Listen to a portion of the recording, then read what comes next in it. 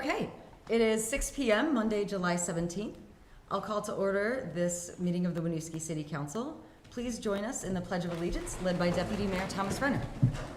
I pledge allegiance to the flag of the United States of America and to the republic for which it stands, one nation, under God, indivisible, with liberty and justice for all. Thank you. Thank you.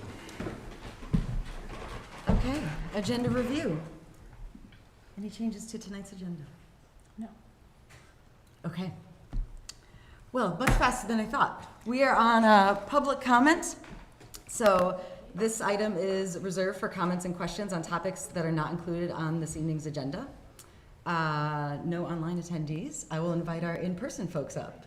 Right up here? Yeah, can you join us? Sure, thank you. And then just introduce yourself and tell us what you're here for. Carol Cannon, I live at 13 Richard Street. I've got my note, here. I have our petitions, one for each of you. Thank you. I'm gonna trip on the two Oh, we can Thank pass you. them down too. If you, yeah, we'll make it Thank you. easy for you.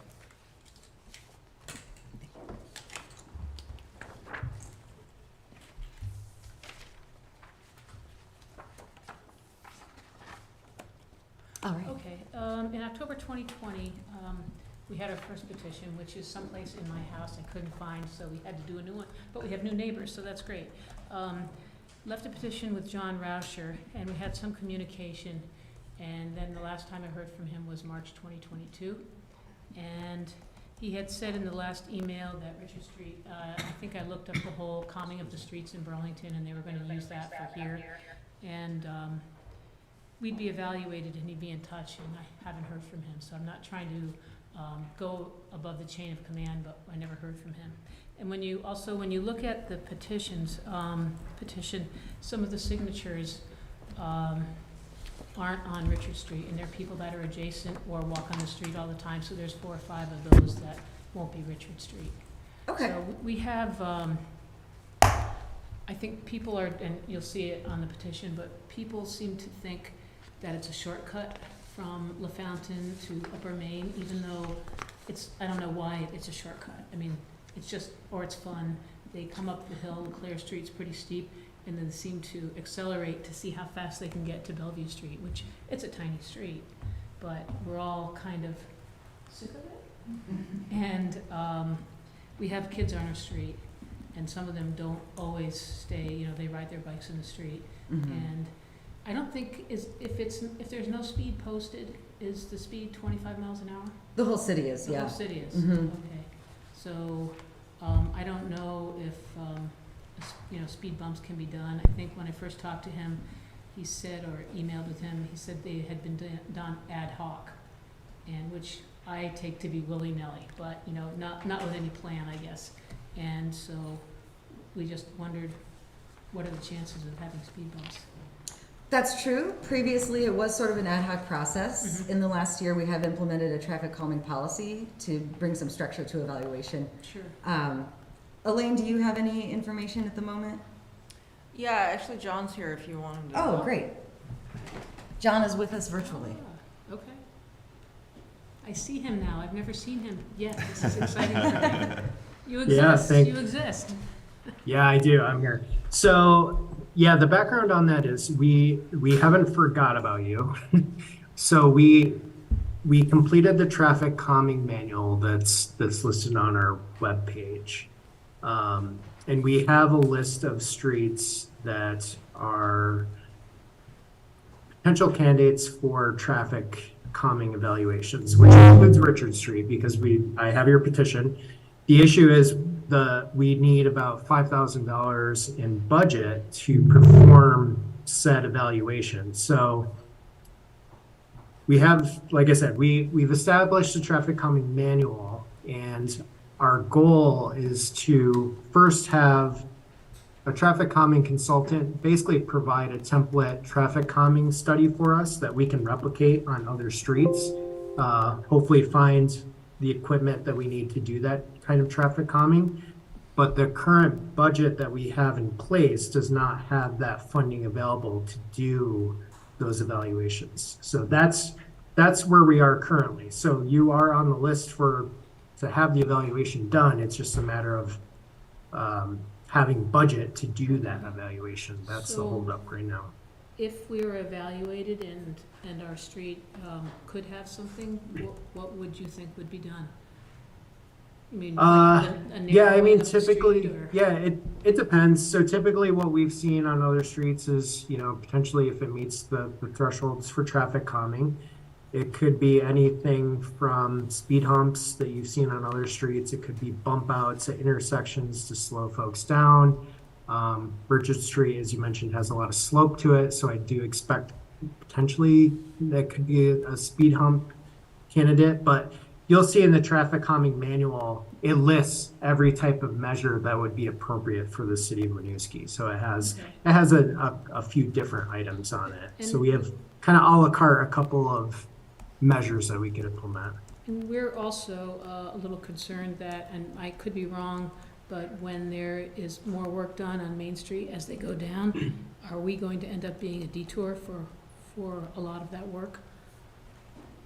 Well, we're not there yet, so we do have that project out to bid, and as part of that work, the selected contractor will have to provide a detailed traffic study, traffic rerouting.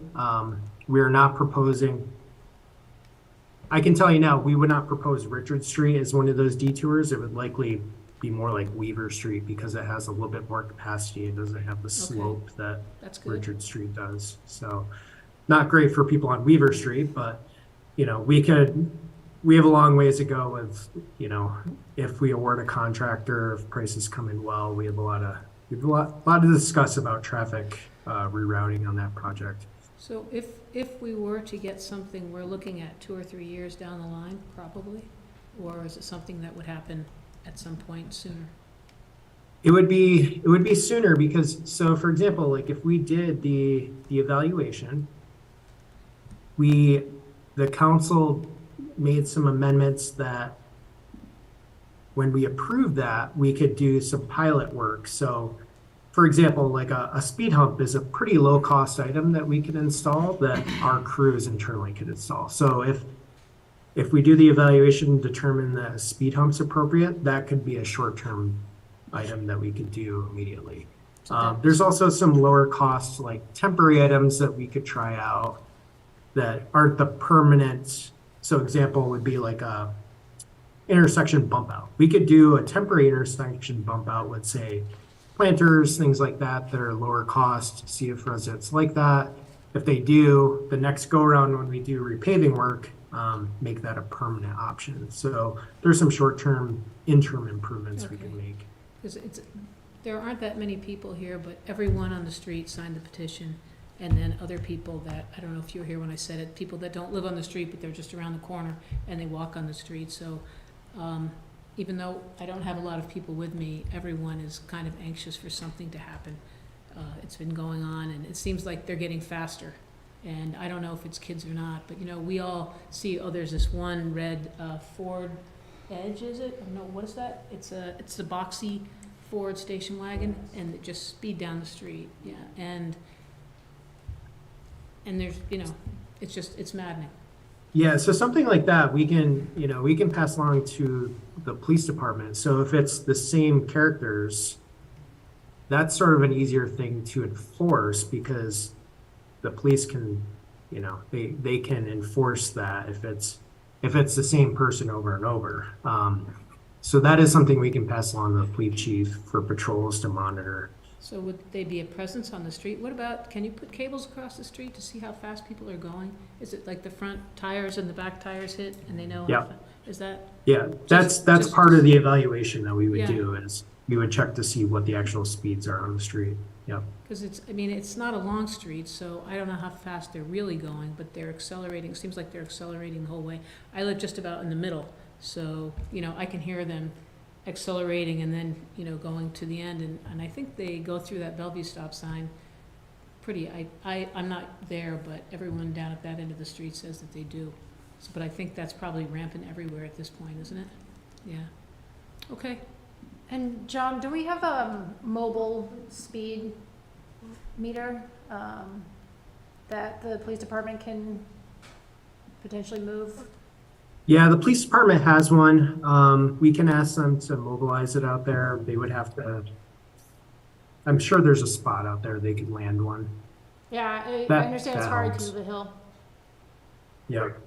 Well, the hill, you were saying it's a slope? I think Richard Street is pretty flat, but the hill going Yeah, up to it. I'm thinking of LeClaire. Leclerc, right, yeah. Yeah, that's- yeah. And, yeah, that's the fun part for them, I guess. There is a neighbor that signed it that lives there, and she gets disgusted too, so. Okay, thank you all. Thank you for coming in, yeah. Sure. Thank you, Yes. Carol. Was anyone here for additional public comment? Bruce, come on up.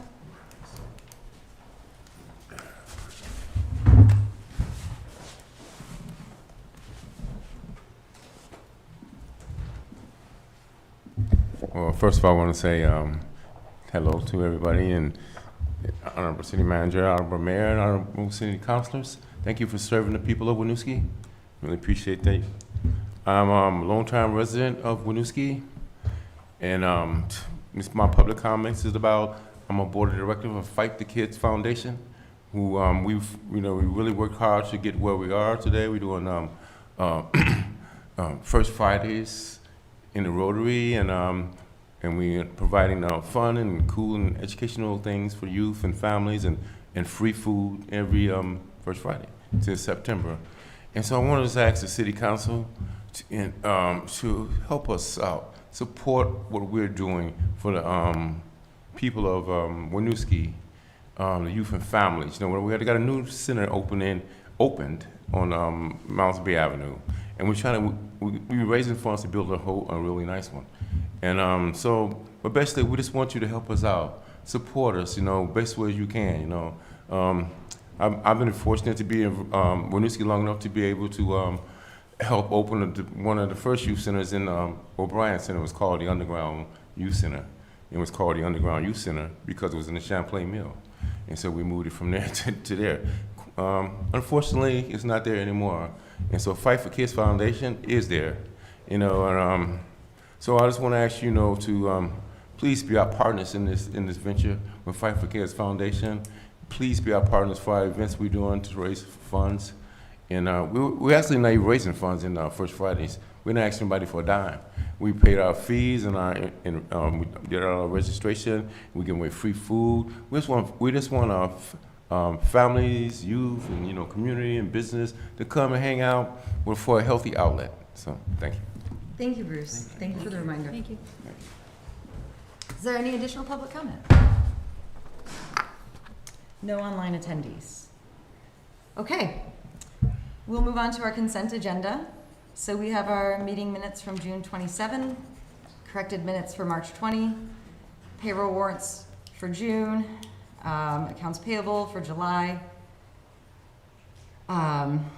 authorizing execution of pilot agreement amendment for Spinner Place, expenditure of public art funds for Riverwalk mural by Art So Wonderful, event permit application for a LaPointe Street block party, a resolution to establish a bank account for the Abenaki Garage Bond, and the appointment of a representative for Winooski Valley Parks District. Are there any questions, concerns on the consent agenda tonight? I'd like to remove item E for discussion. Would anyone else like to second that? Second. Okay. I will pull that out, and it will become our new H in the regular agenda. Any other questions, comments on the consent agenda? No. Do I have a motion to approve? So moved. Second? Motion by Bryn, second by Charlie. All those in favor, please say aye. Aye. Motion carries. Thank you. Council reports. Aurora, would you like to start? Sure. So at our most recent Safe, Healthy, Connected People meeting, we discussed the Riverwalk mural, and that was the primary item that we discussed at that meeting. And Inclusion and Belonging Commission does not meet this month. Yeah, I don't have anything else to report.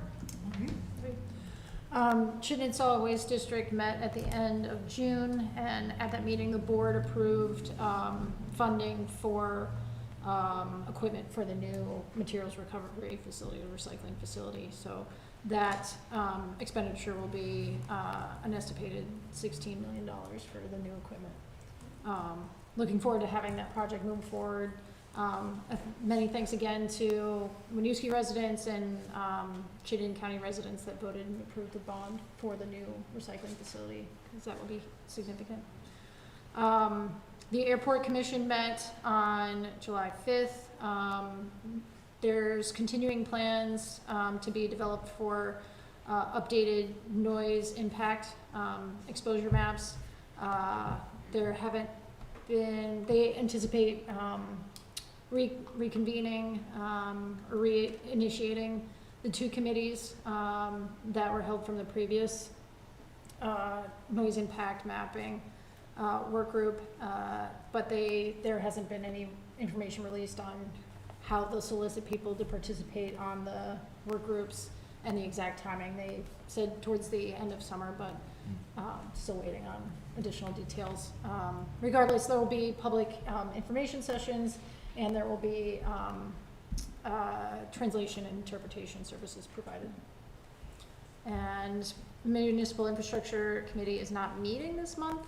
We are soliciting for 3 seats for that. So if anyone has interest, they meet monthly, usually just for about an hour and a half over at Myers Pool. So definitely, if anybody has questions about the Infrastructure Commission, happy to chat. And that's it. Thank you. Just 2 updates from me. Planning Commission met, continue to review design review standards, thing they've been working on for a couple months. And the next meeting, August 10th, they'll be talking about the boundaries for an actual design review area in the city of Winooski. And Elaine and I had the pleasure of meeting with some middle school students from the middle school last week, which is a group actually I don't think we've engaged before, so excited for that.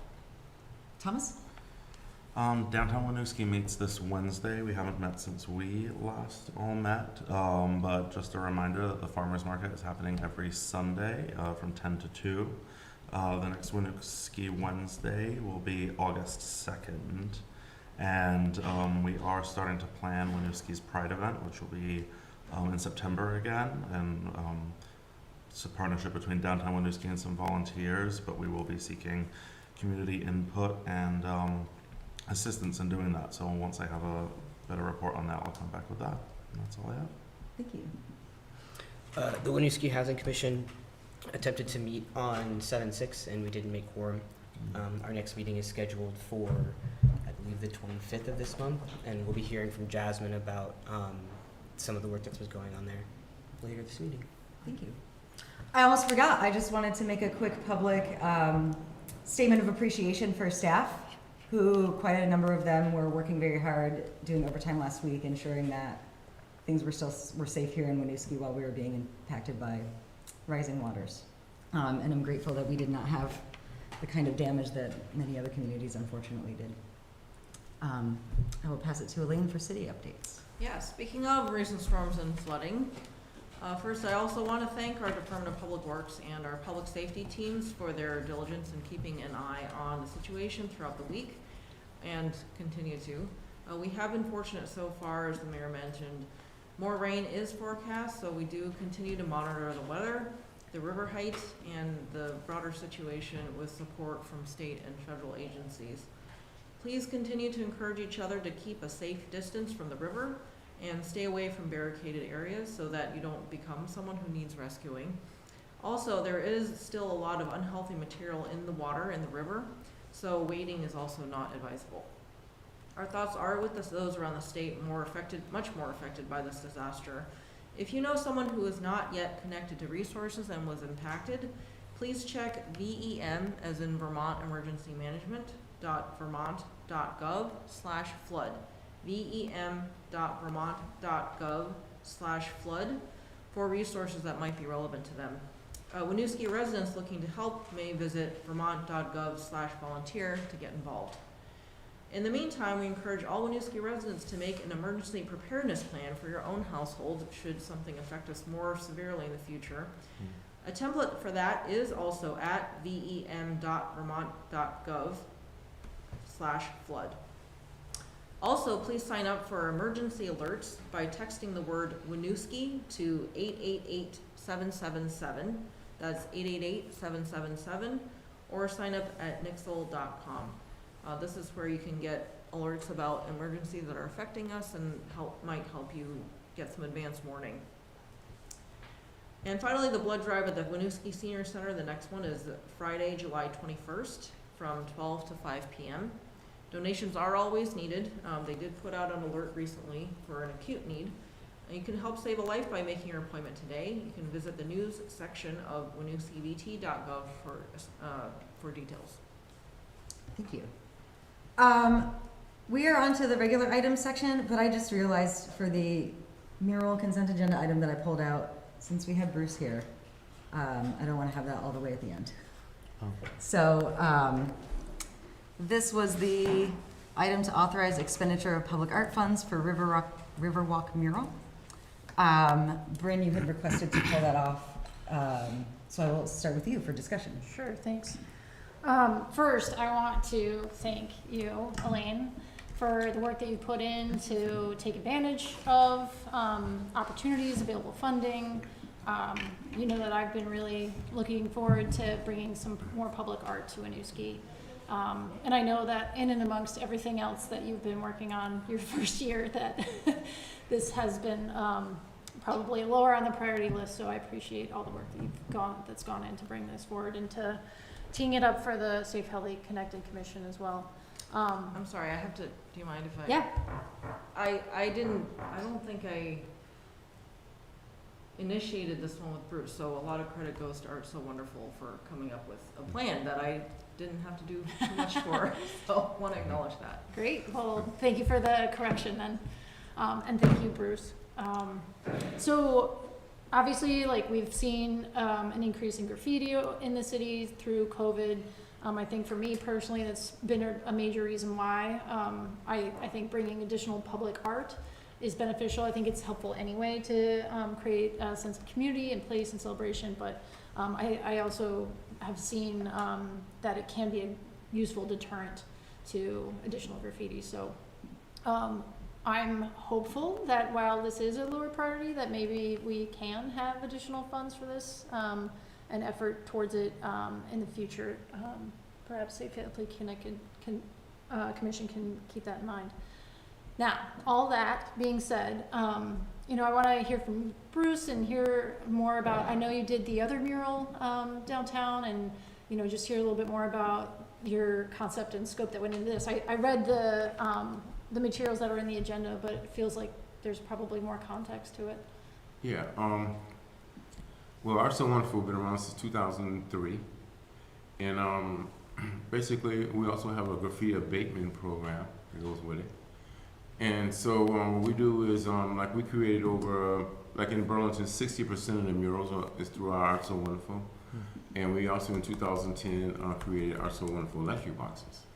So, and our partners have done some with us and for us, and we've done, and we created. But our abatement program in 2001, I found out in my studies, if you put murals over graffiti, usually graffiti vandals, they respect them, so they get an old and dingy.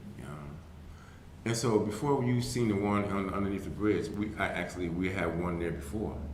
So this is not the first graffiti removal thing we've done. It was there before. And actually it got grimy and nasty again, so that's why we did this timeline one. And we was about to redo it. You know, I think our honorable city manager said, let me know that there's a bridge that's gonna be built there in 2005, and this didn't make, don't make no sense.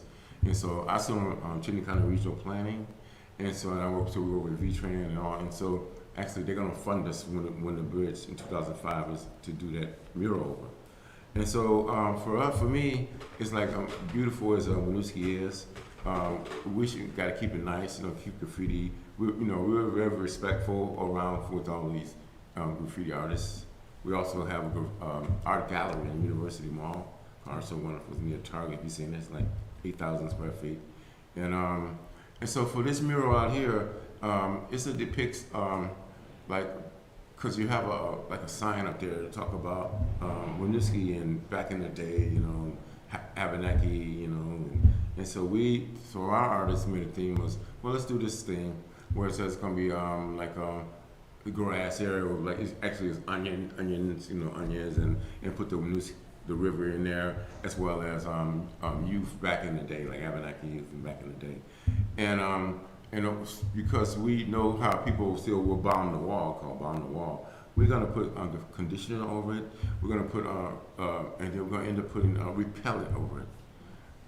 So if they bomb it, just wipe it off, kind of pressure wash it. All our murals around the whole entire, we got them in Rutland, we got down Taylor Park, and you know, Electrical, we got them all around. Are maintained by are so wonderful. We don't let our murals go bad. We got arts. We got Black Lives Matter. And you want to see on Unity. We got one on our Beverage Warehouse in Winooski, and we're about to redo once that's bombed on Union Street side. Actually, our mural is working on those now. Well, not right now, but you know, we're working on them. And so we maintain our murals. You know, the first 2 murals we did, we didn't ask for not a dime to do it. It wouldn't cost nothing for the city of Winooski for us to do that. It was a great opportunity. You know, the mayor was out there. We did it was a community event, interactive with youth and families, and everybody was out there having a great time. We our sponsors supplied food and everything for that event. And so this time, because of COVID, we just need help. And because, you know, we want to put something nice on that, you know, whereas that people who see the river walk, they're like, wow, that's nice, you know. I don't know how many times we heard about the one under the bridge when it was really nice. I still hear about it. They say, oh, you guys did that, you know, whatever, you know. And so this one right here, it's so beautiful. If you see the depiction, it's so beautiful, and the colors and our artists are so incredible. And so we just ask for you just to support this one because, like, you know, we would do it for absolutely nothing if we could at this point, but we like we done the other ones, you know. But we, you know, we just can't do it. But we're gonna maintain all our murals. So if somebody puts bomb the wall, we're gonna go fix it as soon as possible. That's how we operate. Because first of all, I don't want none of my murals all tagged up and look ugly. I want them always look good. I gotta stand it for my own self. You know what I'm saying? And if you ever come to an art gallery in the University Mall, you will see all this incredible art and performing stages, and we're building an art gallery, art studio in the back and a recording studio. Some of my sponsors, it's incredible. And it's for everybody, you know, youth and families. Yeah. And you know, like I said, I also had the opportunity for youth and families, and even in Winooski and across the state, to open up those youth centers, chill out centers, free for youth and families. Charge them a dime to come in there, you know, for years. You know, we have over 50 awards for doing that. You know, yes, we do. And we've done over 700 events. And, you know, we've done things in everywhere, you know, in all kind of parts, you know. And so, you know, we just need help this time, you know, and just help us out. And let's please just help us out and let us keep Lucy looking beautiful. And, I agree. And I think one of my questions, part of the reason why I wanted to bring this off for discussion is to get some additional detail about your work and connection and history to it, and also see from city staff if there are plans to just highlight, celebrate the newest mural that we're anticipating, and again, just thinking about plans for some additional future coordination. I don't think we have any particular framework in place right now, but you know, also looking to other counselors to have some support for that as well. Yeah, we haven't had a chance to discuss any plans about like a grand reveal for this one. Bandwidth issues at the staff level. And what's the anticipated completion date? Well, our timeline was to the 21st, but it's probably gonna take it by week. So by the end of this month? Yeah. Wow, that's fast. Yeah. Okay. Well, I wanted to say one thing too. Is like, so we have a gigantic plan that our team is kind of looking at working on now, because V-Trans is going to help us with this new one when it's fix the bridge. I know they're building it somewhere else, but the bridge is 100 years old. Winooski is 100 years old. We have new Americans. We have Winooski is incredible. So we're going to put all of this incredible new themes and timelines in underneath that bridge, and so it's going to be interactive for the community again. You know, it's not going to cost the city a dime, not a cent. You know, so And I know that one was gonna cost us probably like $50,000-$60,000 to do that one. Thank you. I don't know if there are other counselors that have questions. No, thank you for explaining the image. At first, I thought it was like the Northeast Kingdom, so it's very nice to understand what I'm looking at now. Excited to see it completed. Sir? You said me too. I'm Oh. sorry. Yeah, you know, it's funny thing about it. We have 60% of murals. We do tons of. I never put a brush on none of our murals. My lead mural is Jamie Bernard. You know, she said to me, she said, Bruce, I got a job for you. And I already know what she's talking about. She said, "You're the best. Nobody can touch you. You're the best at this." And so, you know what I need you to do? I said, "What, Jamie?" She said, "I need you to go over here and prime that wall." You know, you know? So I'm the best priming waller. So, and I like to do it because, you know, I want to make sure every crack is filled. So, yeah. So. Well, I know you weren't anticipating additional questions about that, so thank you for your time. All right, thank you. Yeah, I'm glad I was looking able forward to to be able to answer them.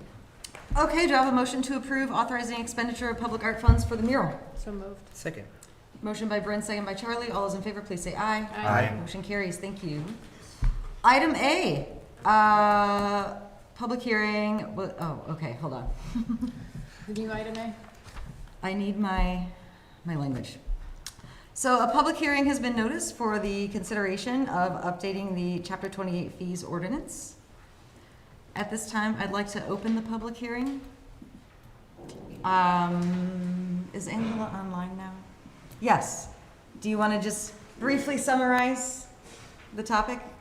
Currently, there is only one proposed change to the fees ordinance, and that is striking the written dollar amount from the marriage license fee and referencing only state statute because it was changed in state statute and our current fee is less than what we should be charging. Thank you, Angela. Any questions from the public? Any public comment? Okay, seeing no comment, I will close the public hearing and we'll move on to item B, which is the discussion or approval to adopt this ordinance update. Are there any questions from council? I had a question about frequency. So there are some low-level payments, fee items such as the beehive permit, $10 per year. The other one is the chicken permit, $10 per year. Would it be considered a minor amendment, a minor change to add something about frequency or modify the frequency of per year to, like, I don't know, I'm trying to brainstorm, $20 every other year. I don't know if administratively that would actually reduce complications or, for Jenny. I don't know how much it would matter. I'm sorry, can you clarify what you're suggesting? So for items, for the chicken permit, it says $10 per year. For beehive permit, $10 per year. Domestic quadruped, $10 per year. I'm curious if it's possible to adjust the price and the frequency to saying, instead of per year, having it $20 every other year, every 2 years. If your goal is to reduce the amount of work occasionally, right? Yes, yes. Jenny, do you want to comment on that? Up here. It can be hard for the audience to hear. Thank you. We can do that. We honestly don't process a lot of those payments. Beehives, we have 1. Chicken permits, we have 6 right now. So it really doesn't add a lot of time. Okay, for so us- for in me. theory, it wouldn't save, administratively, it wouldn't save you No. much time. No. I suspect it might actually add some complication as we, it's like, Then we have is to this an track. on year or off year depending on when they registered. So Right. tracking might actually be a little bit more complicated. And it would result in some additional financial obligations because we'd have to accrue things across fiscal years. I see, okay. All right, well, I asked, Thank you. those were my comments. Any other questions from council? Would someone like to make a motion to approve adopting the Chapter 28 fees ordinance update? So moved. Second. Motion by Aurora, second by Thomas. All those in favor, please say aye. Aye. Motion carries. We are on to item C. Introduction of draft updates to City of Winooski's housing regulations. Welcome back, Chief. Good evening. Yeah, so this is a new version, if you will, draft. The old one is, there are so many changes. It's just, consider that the old one redlined and this is a new proposal. And there was a few questions forwarded, which we appreciate the feedback. Obviously, formatting we typically do with legal. They have some staff there that's all they do is this type of writing and that sort of thing. So I don't know if you want me to try to answer the questions that were passed on or how you would like to proceed. Yeah, can we start with that, please? Yeah, so I'll start with the mayor's questions. General questions, does this apply to private residences? Yes. Obviously there's provisions that don't apply to a single family home, but the health aspects do. Responsibility sections, was it removed? It's baked into another section, meaning the landlord or tenant responsibilities. Authorization to take down buildings. It's covered under Title 24, Chapter 83, 3116, under the state statute. So legal may choose to write that, in our ordinance. My question is, why do we need to repeat that? That language that's in that is the language we want, and ultimately the authority to take down that's what we follow. That makes sense to me. However, if the statute were to ever change, and if that's language we like, we may not want to. We might be more stringent than the statutory language. Right. So that would be the only reason why we would want it. Right. Historically, Winooski has not been more restrictive. That was another kind of general question that came up of, we follow what's adopted through the state of Vermont and the Department of Health or Division of Fire Safety. We can't be less than they are. We can be more restrictive, but we don't write our own fire code. We don't write our own health code. We're picking this up from the Department of Health. That's why we're deputy health officers and the city health officer through the MOU with the Division of Fire Safety. That's kind of the basis of how we've operated. On the garbage, there's a question here. The ordinance contemplates removal every week. What if someone can remove every other week? You're writing the minimum, right? So we want to say to people, you got to remove your trash every week. And how we've always run the ordinances, if there's a house, there's no issues, we're not going to have any interaction. Does that make sense to folks? Yeah. So we can't write the minimum as every other week. Then I can't get to every week for the problem properties. Is that more stringent than the Department of Health? This is language, I would be wrong to tell you I know that answer. Okay. I can tell you this is language that several other Because I know municipalities they have some use. language for rental properties, and Right. obviously this extends to Right. private residences. And a lot of them say as needed. Yeah. And I would definitely tell you, trash is a big deal for us. Mhm. And we need something, we need to be, More restrictive. yeah, I would support it. we need the tools. And I can always, work with folks if they're meeting the intent of the ordinance. Mhm. Intent's a big word here in Winooski. I hope, that's a lot of the property owners and tenants, the staff is always considering the intent of what the ordinance, where we're trying to get. And I have no reason to believe, we won't be successful in continuing to do that. Again, trash is a big deal, so are parts of it covered in Chapter 7? Yes, but it's covered in more detail here. And then there's some numbering. Yes, there is a word missing. Again, I don't yeah. need responses to those. No, it's okay. On the smoke detectors, again, the National Fire Protection Agency, the Vermont Life Safety Code sets how many smoke detectors in their locations and CO detection in any home. We don't. And So again, that's what this replicates? and we can't be less restrictive. Could it reference that? That like that's where the number's coming from? Sure.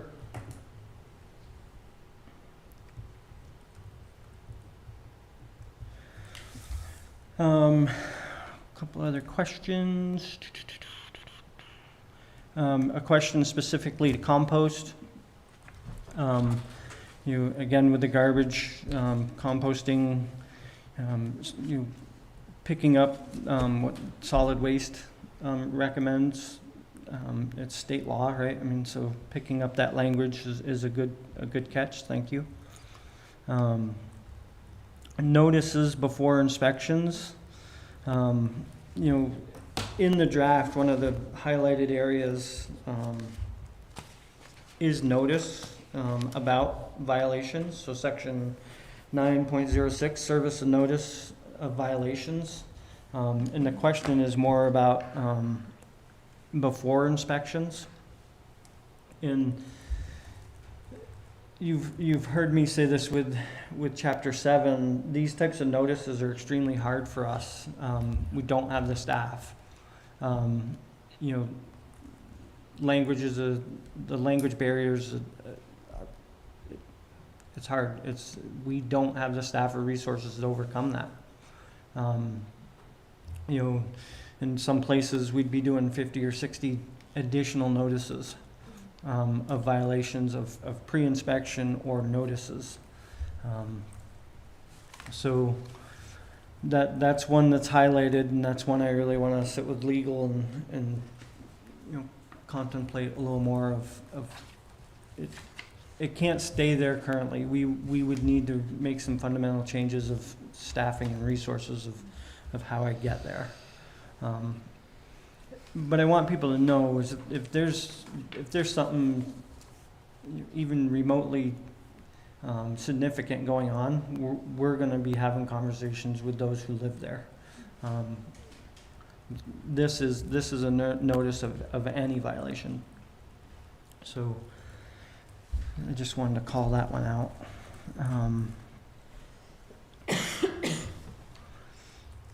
Language around. Sorry, Chief, can I just have you back up? Yep. How many staff would you need in order to be able to do that to a good standard?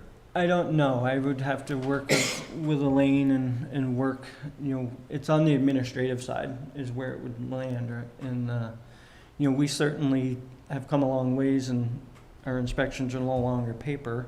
They're electronic. We can do paper, but we come back and print them and send them.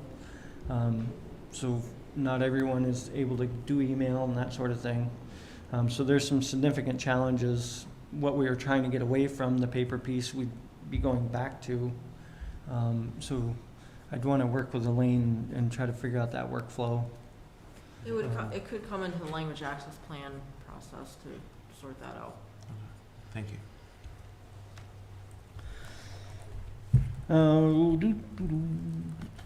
Question about if people know owners or landlords are violating parts of, I assume, any of our ordinances or policies. I would suggest that's an education piece for us with our residents, tenants, generally in Winooski, through the property complaint forms and just. So for me, that's more education than it is ordinance. Okay, makes sense. What about landlords that have repeat violations? Would you still consider it to be educational? So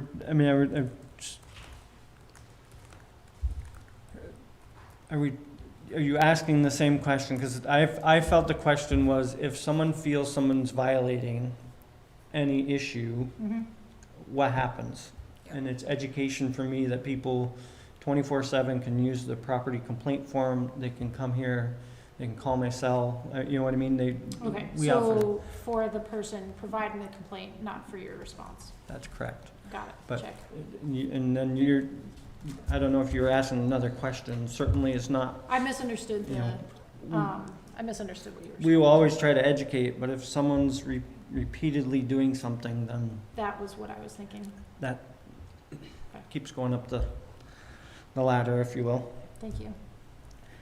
Question about who finds or secures temporary housing. There's a provision in the ordinance where if somebody's displaced for a reason that on the property owner, that they have to do relocation.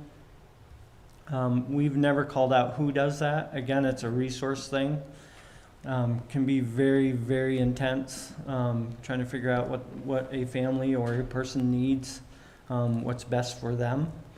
And then also understand that's a temporary measure. This is not Winooski's gonna house somebody for a year. It's really meant to be a temporary 3 or 4 day, we've done a week, type scenario. And then, so it's a collaborative effort.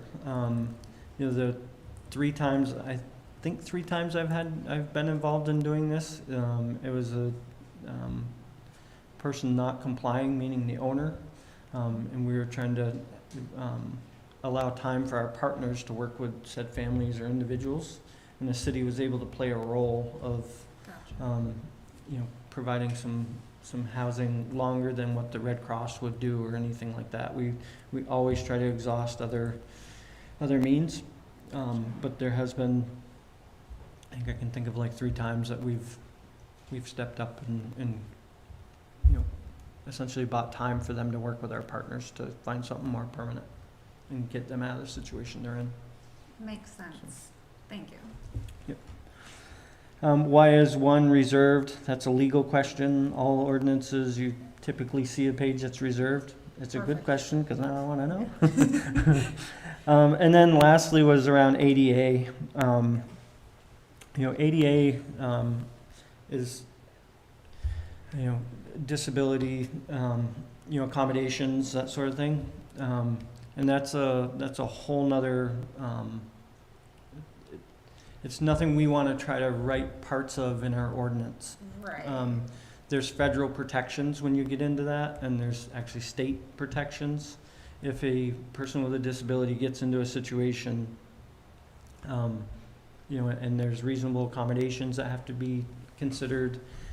If a developer is building a handicap unit, ADA unit, it is, it has to meet certain standards, federal standards, nothing that we want to try to rewrite. Gotcha. But we do make sure if they're quote unquote, doing an ADA or handicap unit, it has to meet those standards. Gotcha. That makes sense. I guess one thing I was wondering, similarly, you refer to specific Vermont laws.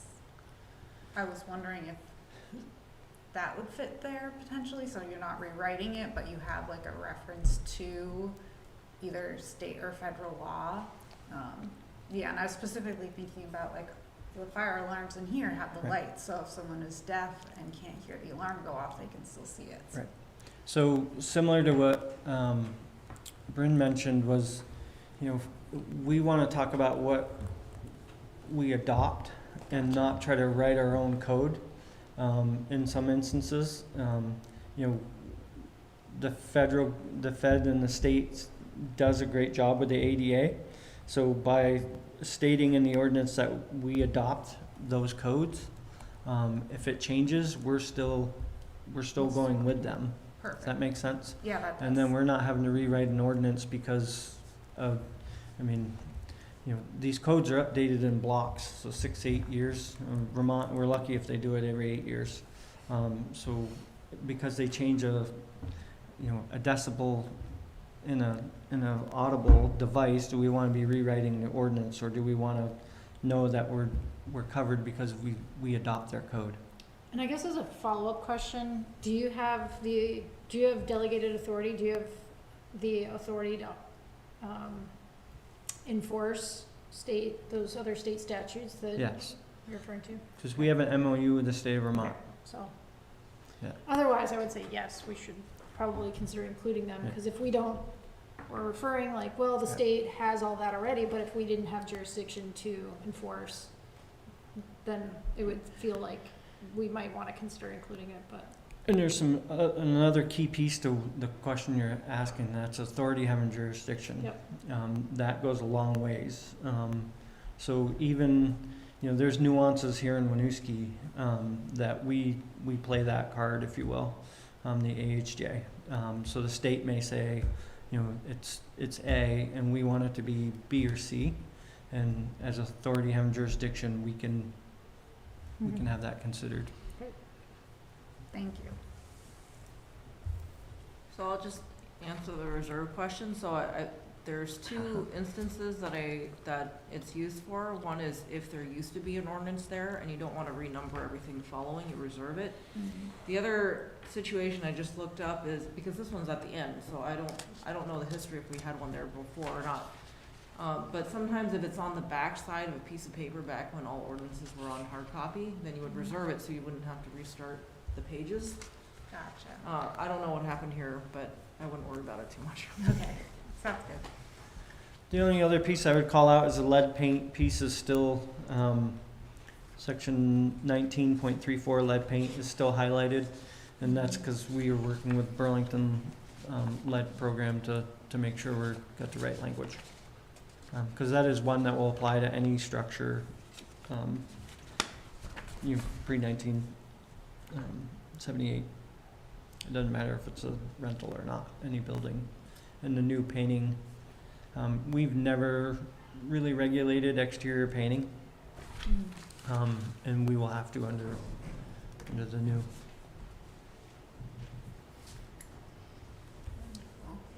I think the one other thing that I mentioned, which probably falls under more copy edit, is the changing the gender pronouns throughout the document.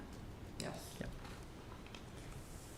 I have a question about section 918, requirements relating to safe and sanitary maintenance, parts of dwelling units and dwellings and dwelling units.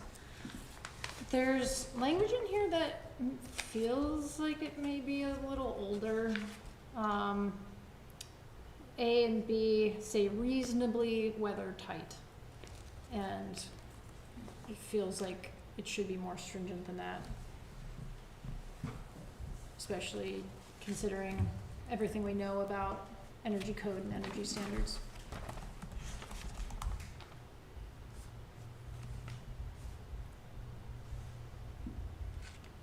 I don't have proposed language. I would just say it feels a little weak to me. I'll do some research on that. Where does it say that?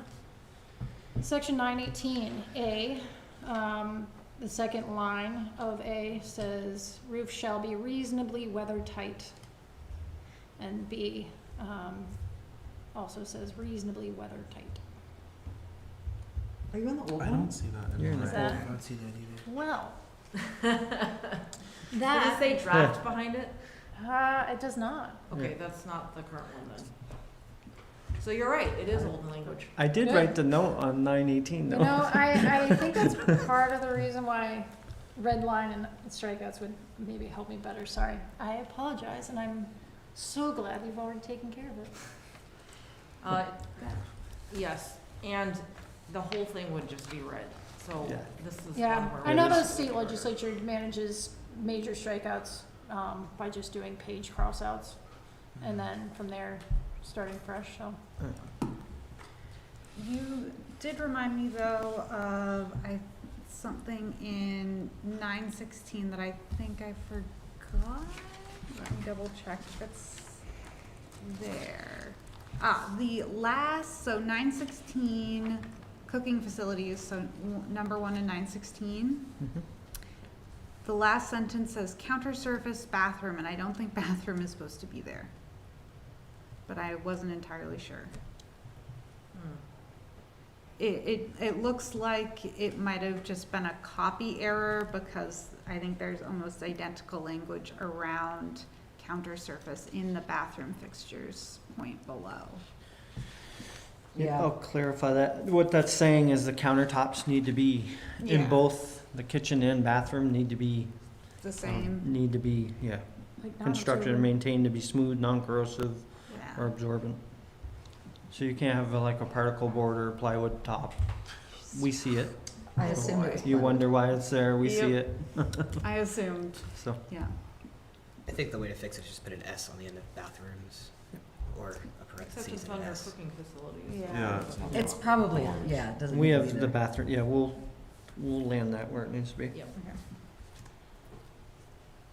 I wonder if you have to add or can be treated, because technically a butcher block countertop So, by itself is absorbent, but then treating it makes it non-absorbent. yeah, so I would, it's a good point.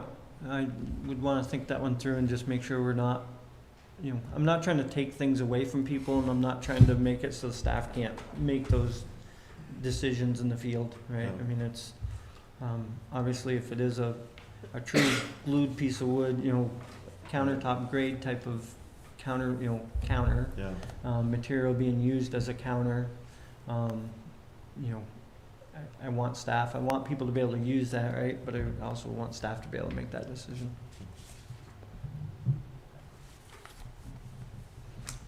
This is very detailed and I think illuminating, because I can assume most of these detailed updates are related to things actually happening, unfortunately. Yeah. So, a lot of appreciation to you and your team and the Housing Commission. Yes. Thank you. Did we have any final questions?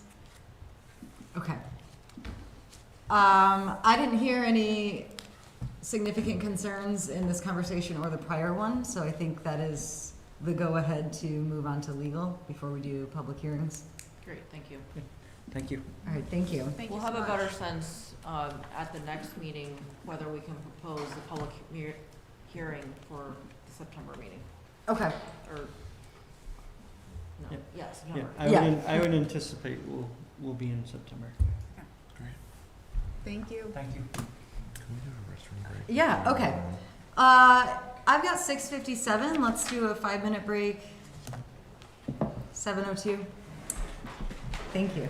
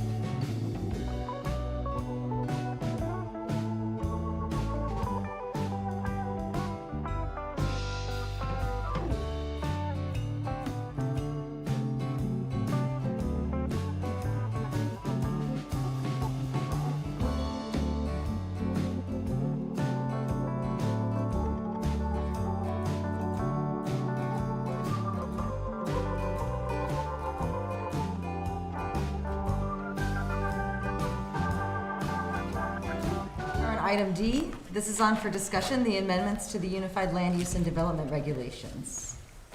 Good evening. Thank you very much. I'm here tonight to have a more detailed discussion with you all about the updates to the Unified Land Use and Development Regulations pertaining primarily to Article 4, which includes amendments and changes to sections 4.1 through 4.12 with a few exceptions, and also some changes to section 6.6 and Article 9 on definitions.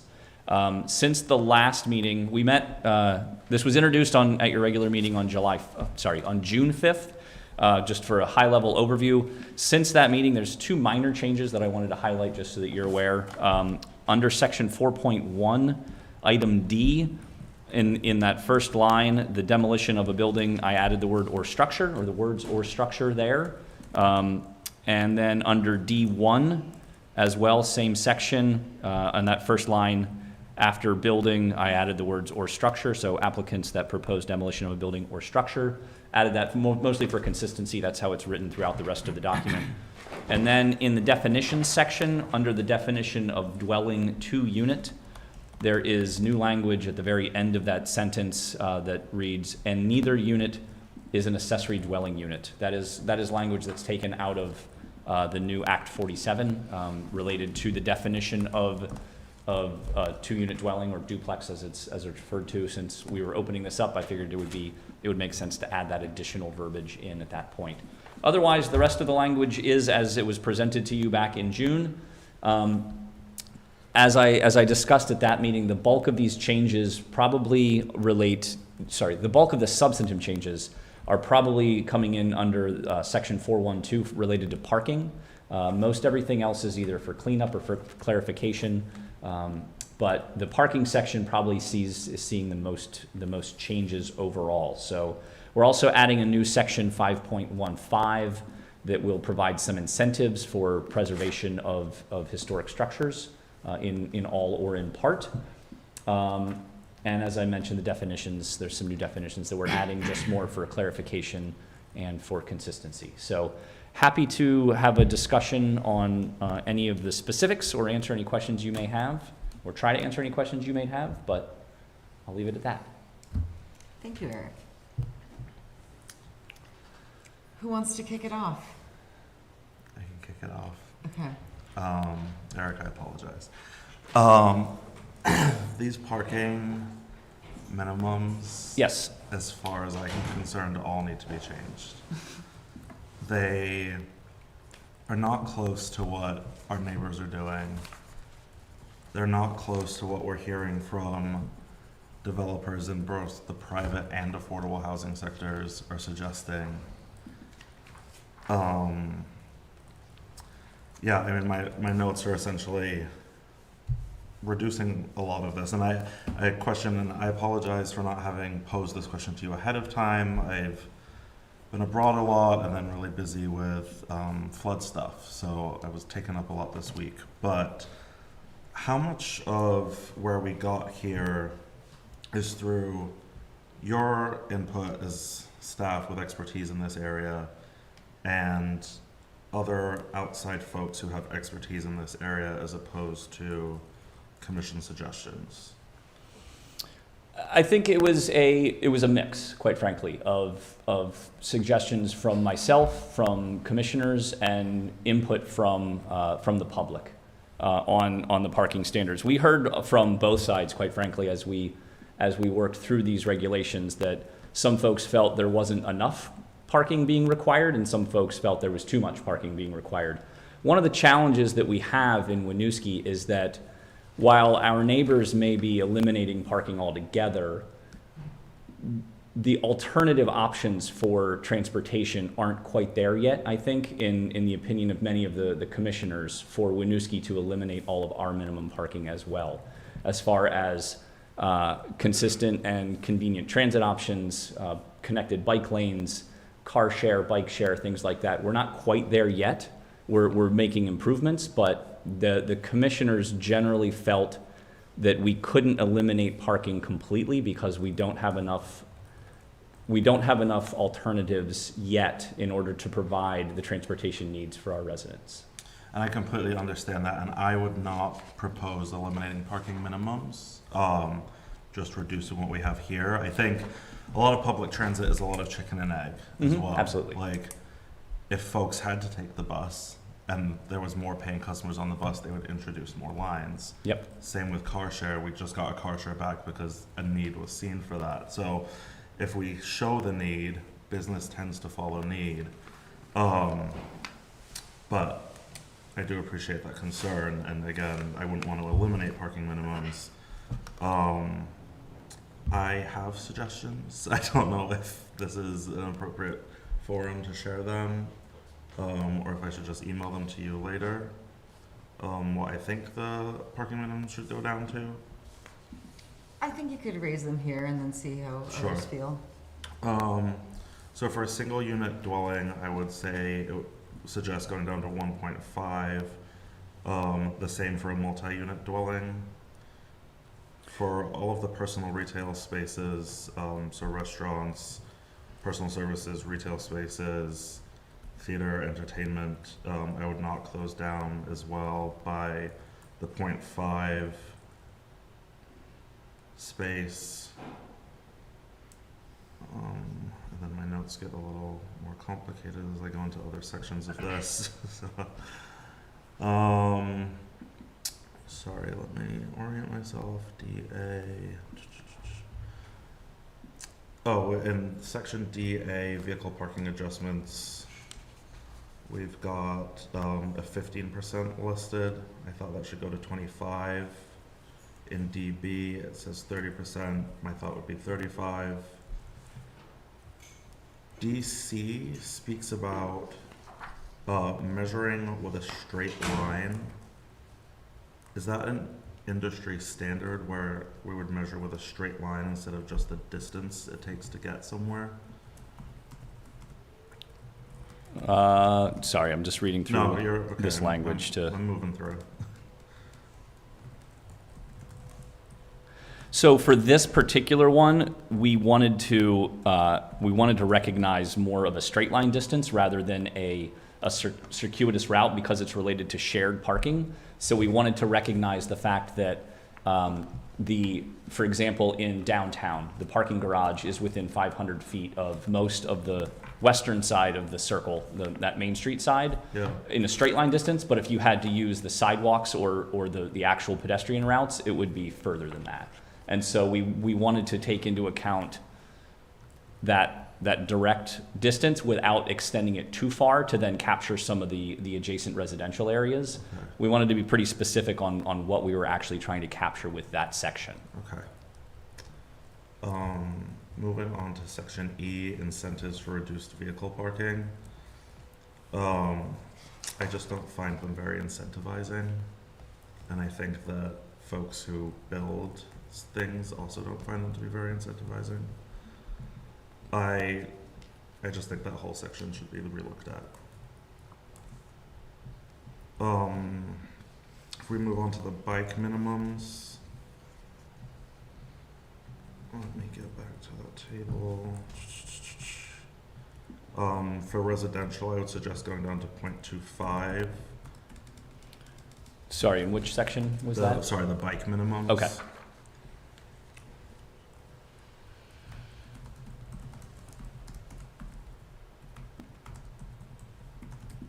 And then for the hotels, I don't think there should be any bike minimums at all.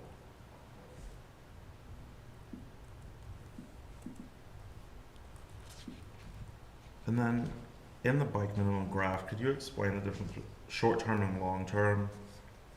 I get it I guess I'm confused.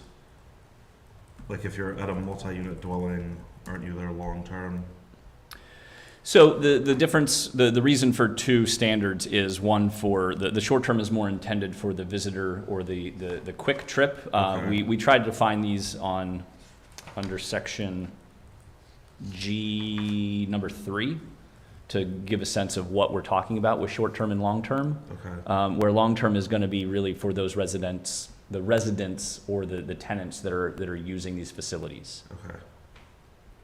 That makes sense. Thank you. Yeah, I think a general, again, just reducing all of these by at least down to a 0.5 for restaurants, personal services, pubs, etc. 0.25, and like I said, for hotels, just eliminating that. Thomas, can I ask what your reasoning is? I don't think that we should be requiring folks to build infrastructure that takes up a lot of room that could be dedicated to building more housing, especially in a city where our bike usage exists on a larger portion on folks who are living in single-family homes.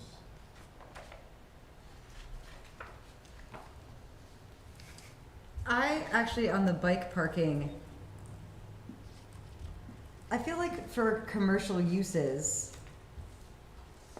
if that's happening like downtown, for example, there's already bike racks downtown and public bike racks. Actually, I don't know how many of them are public, but, or like either that the city operates versus a private building, but I agree, like, I can't imagine a hotel not including some. Yeah, I mean, to me, like a hotel, like a lot of them have like the bikes you can rent, but like to tell them that we need bike racks available seems very silly. Like people aren't biking to a hotel to check in for a couple nights. I'll also add that in proximity to where a hotel would be versus where there's already bike infrastructure, I think that I kind of see Thomas's point there. Residential bike parking, though, as a resident that bikes a lot, most people know better than to leave their bikes locked up outside overnight. That's just a gift to the universe of a bike. So that's my 2 cents on that particular piece of residential bike parking, like requiring outdoor infrastructure on a new dwelling unit. Just it seems sort of redundant to me. I think it's a good time to ask just a general question of council, if other folks feel like these minimums aren't low enough, are just right, or aren't high enough. I have some similar concerns around the vehicle parking. Like one that stood out to me with the multi-dwelling units is we have that like +1 space for every 4 units, which makes me wonder, like, that is not, pardon me if I misremember the question I sent you. That doesn't necessarily align with what Vermont law is going to expect. That's correct. So striking even just that part out, so it's just 1 space per dwelling unit, makes sense to me. So, but then that made me question a lot of the other numbers here on how aligned are they with what we're gonna, it's like, these are a lot of red lines, this is a lot of changes. How much are they actually aligned with what the state is looking for? How much do they meet, as Thomas mentioned, like kind of best practices within these industries? So I definitely have some concerns around them, which I'm sorry I don't have more specifics. The bike parking, I do see the benefit of trying to get more bike infrastructure, but I also can see the argument of, you know, not wanting to take up space that would or might necessarily go towards housing. I'm thinking about, like, a previous apartment building I lived in, there were spaces for bikes, and you had your downstairs locked storage area. So having more locked storage areas inside for the tenants, that makes sense to me. But again, kind of trying to weigh those two things of like making sure that folks can have that incentive to bike and have their bikes secure, with also making sure that doesn't impede other very needed aspects of housing. So what I would say regarding the minimum requirements for vehicle parking, as well as the incentives, and actually probably the incentives and all of the vehicle parking adjustments under subsection 412D, given the passage of Act 47, we're going to have to revisit all of this anyway. I think but it's going to include, I think, a much bigger discussion The parking requirements that are included in Act 47 don't take effect until December 1 of 2024. So we do have time to figure out what changes need to be made and what those changes look like, because right now, some of the adjustments that we're proposing in this new draft won't make any sense with the changes from Act 47. So I think as an interim step, the overall, this does reduce the minimum parking from what we currently have for our vehicle parking. It strengthens some of the shared use and other parking adjustments that we currently have, where we're lacking some specific detail on what we're requiring to get the reductions. And it does create some of the incentives currently to incorporate electric vehicle charging in particular, which is something that you all have talked about as being something of interest for the city, and this would put that onto the private developer rather than have it be part of city infrastructure that needs to be maintained by the city. And that would be above code, above energy code standards? I believe so, yes. I believe that's how it was written in. Yeah, and I appreciate that, and I think I'm holding two things of like this. To me, I don't know if even discussion tonight is going to finish it. So this is going to take a lot of discussion, and then we're going to come back and do a lot of discussion with what Vermont is bringing, what the state law is bringing in. So I'm also trying to think of like what is the best use of our time. I do agree that there are some things in here that I want to see in place before kind of the deadline of December 2024. On the flip side, I don't want us to get into a very long discussion on some of these parking minimum aspects that are then not going to make sense in the future. Yeah, and I think the intent is not to wait until 2024 to start those discussions with the Planning Commission.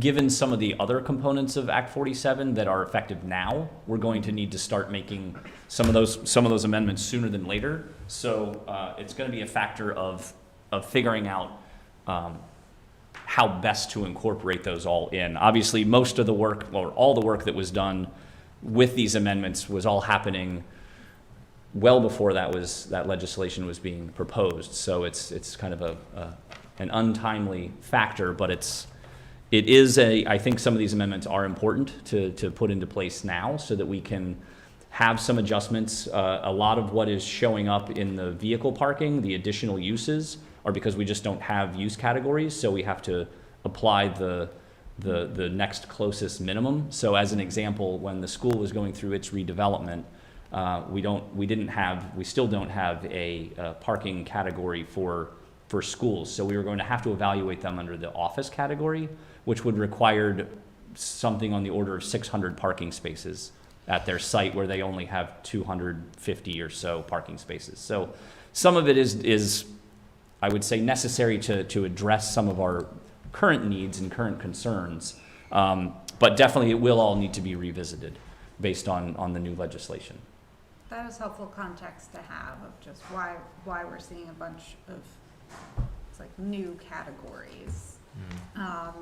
Could I ask one other question on the minimum requirements? The multi-unit dwellings in RA, RB, or RC zoning districts, why is that so different why are those being separated out from the general multi-unit dwelling? Yeah, that's a great question. So we created a provision, I think the last set of amendments that came forward for priority housing. There was a provision for allowing multi-unit building configuration in the residential A, residential B, and residential C districts as a planned unit development, provided they include, I believe it was 3-bedroom and affordable units in that development. So we don't currently allow multi-unit buildings in our residential districts. So this was a specific carve out to reflect those multi-unit buildings if they came in as a planned unit development. Gotcha. So the thought is those multi-unit buildings would have units that have more people? Potentially. And also it would match what we're requiring under just single or 2-unit in the same zoning districts. Gotcha. So it's equitable with the other districts. Okay. Correct. I have one more parking thing. Sure. I'm not sure what section it's under, but it's number 8, landscaping and screening. It talks about the way that a parking lot must be landscaped, essentially. Further up in the document, it looks like we're saying that all parking has to be behind a building.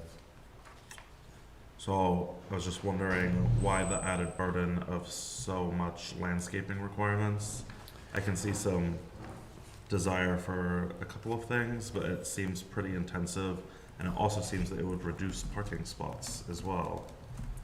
So the landscaping requirements for parking, let me just make sure I'm on the right section here, would only apply really to our multi-unit districts, where we have larger parking areas. So it would only apply in certain circumstances. And sorry, what was the other? There was a reference to the parking Further up in behind. the document, I'm sorry I didn't list it. I believe it says that large building units have to have the parking behind them. Right, not and in I think front. that also only applies to our multi-unit scale buildings. Okay. So that's already a requirement in our gateway district, that parking be located behind what we call our parking setback line. Yep. So, and there's also landscaping requirements for parking areas in that district already.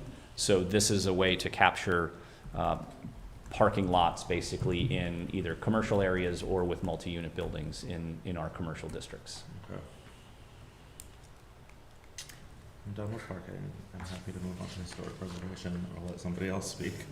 I actually just had a process thought. I wonder if it would be useful to spend this time getting questions answered and sharing general thoughts. And then holding a public hearing, but only for discussion, so we can get more input, like community input, but not for approval yet, right? And then That's we a could good have idea. some more discussion. I like that. And I also think it would be useful, Eric, if you could like highlight or call out the parts that are going to be changed by the looming state laws, so we can see what's sort of interim. Yeah, so I'll be able to, so that I can, yes and, or yes but, I'm not sure which. I can definitely call out what will have to change as far as the parking minimums. How that impacts some of the other parts is, I think, to be determined. Okay. So that's going to be a little more tricky, because right now, the way our regulations are written, actually even with this draft, if someone were to take advantage of the transportation demand management strategies by requiring either bus passes, car share, things of that nature to get that reduction in overall parking, they would still have fewer parking spaces under the new statute, even if they took advantage of that. So there's really no incentive for them to do that transportation demand management anymore. So I can highlight what may make sense and definitely what will have to change for sure, and some of those other components. So it's really going to be a factor of, are some of the things that we're looking at now as options to reduce parking, do we want to require some of those elements rather than making them optional? So, and I think those are the bigger discussions we'll want to have with the Planning Commission and with the public to bring forward to you all. But yes, I can highlight what those might look like. Thank you. Christine, I like that idea.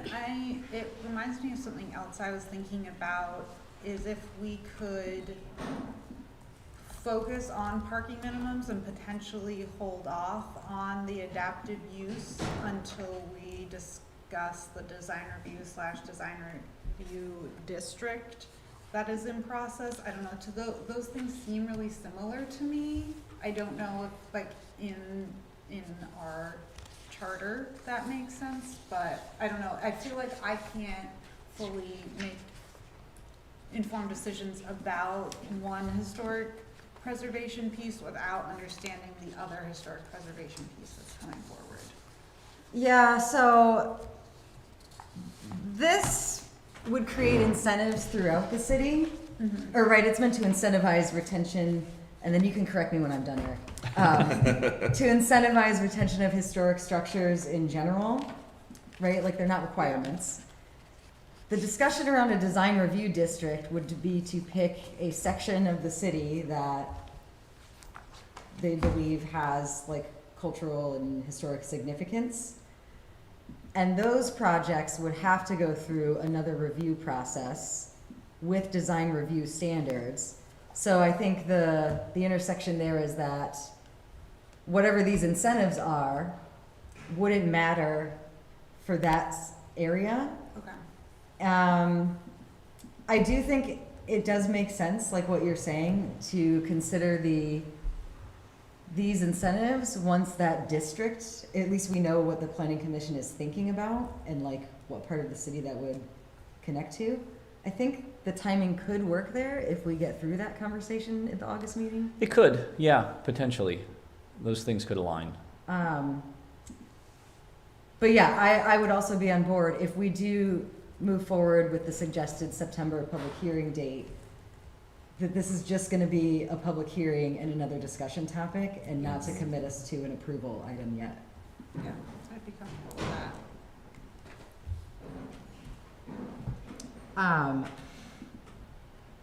I share some similar thoughts to Thomas around parking and some of these incentives not being strong enough, but would wait to get into the weeds until we have a better understanding of state impact and some public input.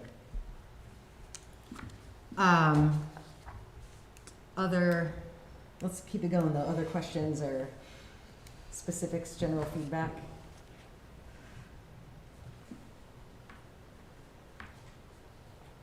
I have just one thing. I just want, with regards to parking, just that the commission and everyone in this space just keeps in mind how supply dictates behavior just as much as demand dictates supply. So if we provide a bunch of free parking, we are inviting people that want free parking to come here and park and use this as a drivable city. And that's just kind of, my inclination is to agree with Thomas in like reducing those minimums just because of the way that tends to play out. And it does seem that other cities and municipalities are removing free parking areas in favor of paid parking spaces or just removing parking altogether. So that's my perspective. Yeah, that's a great comment, and that is something we also talked about with the planning commission, and that lends itself to the enforcement side of that parking and where we currently are enforcing parking, where we have metered parking, and what that actually looks like. So there's large swaths of the city that are not metered or enforced for on-street parking, so that it is in essence just it's free for anybody to use it and stay as long as they want. So until I think coupling that with making some of these other changes will help to alleviate the need for on-site parking, because we'll have more turnover potentially in those on-street parking spaces as well. So, if I can jump in, but I saw, Elaine, you were gonna say something, so. Yeah, thank you. So I just want to flag, this is really an anecdote, so, I should do better than that, but I want to make sure it's noted in public. I have a friend who's disabled, and she finds parking minimums very challenging because she really needs a car to be able to get to her doctor's appointments, and she can't find a place to park at where she lives. So just keeping in mind unintended consequences of when we're trying to manage for certain types of effects, there's other issues that actually are equity-based that we should also consider. And I also want to mention, we've talked about paid parking and more metered parking and how then that requires more staff. Right. And often the fees and fines on parking violations aren't enough to sustain and pay for the FTE to enforce the parking. And we're already stretching our residents pretty thin on what's like affordable taxes between the city and the school. So we really need to think holistically about like, okay, let's move to paid parking. And I'm not against paid parking per se, but when we think holistically about it and saying, okay, well, how are we gonna force it? Well, we need more staff. Okay, well, how are we gonna pay for more staff? Well, we're gonna have to raise the taxes to pay for the staff because the fees aren't gonna be enough to offset the cost of paying for that person's labor hours and benefits. So I just wanna really ensure like what we're asking about. And then the comment about just the infrastructure. So like supply and demand. where does the money for the bus service come from? The city. Like, yes, they're gonna be reinstalling the, paid service for the bus transportation at some point in the future, TBD. You know, I think it they're already working on installing the new, systems in the buses, but, I mean, the desire by a lot of our legislatures and a lot of residents is to continue the free fare service, to hopefully increase usage. We already hear from constituents that there's not enough service within the city. We're not even paying the amount that GMT is asking us to pay in city per capita user fees and dues. If we pull off more parking, we're only creating more demand, sure, for either more on-street parking, more competition there, and it doesn't necessarily mean that the city will have any more money to pay for GMT services and increasing frequency and routes, because the grand list increase on each unit isn't even, it's like $50,000. It's not even that significant. So we're struggling to pay for basic sidewalks and roads improvements, traffic calming. We can't even find $5,000 to do traffic calming assessments. So I just really struggle with the idea of reducing parking minimums when we don't have safe biking lanes and protected biking lanes in and around the city. Walking around the city has been kind of treacherous and dangerous. I've almost been hit, and not even the downtown area. Crossing on a sidewalk. We can't even get painted, like, line striping. We don't even have enough funds for that. That's not a funding issue, Bryn. I mean, it's a decision that has been made. We haven't gotten striping because of the contracting shortage and the paint that shortage. the We do amount of have money money that for it. it was reduced. We have money in the So- budget for striping. Thank you for that opinion. And the thing is, I agree that I support additional housing and I support incentives and the different means and mechanisms how we do that. Parking reductions may be one of those avenues, but we have to think holistically about what the other impacts are, just as the city manager was mentioning. I do want to also mention that we do pay GMT what they assess us. They are not one of the partners we're underfunding currently. Thank you for that correction, Mayor. And I hear what you're saying, but I feel like I have never seen any of our parking assets full.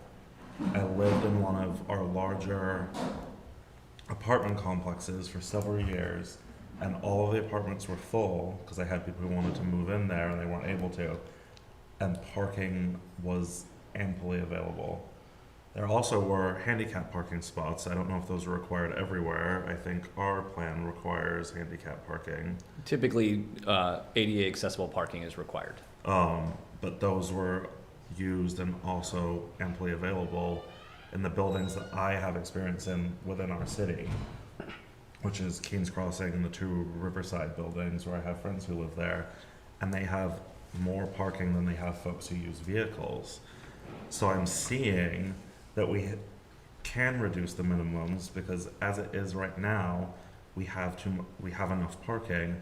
Not to mention our parking garage that I may have mentioned a couple of times is more than empty.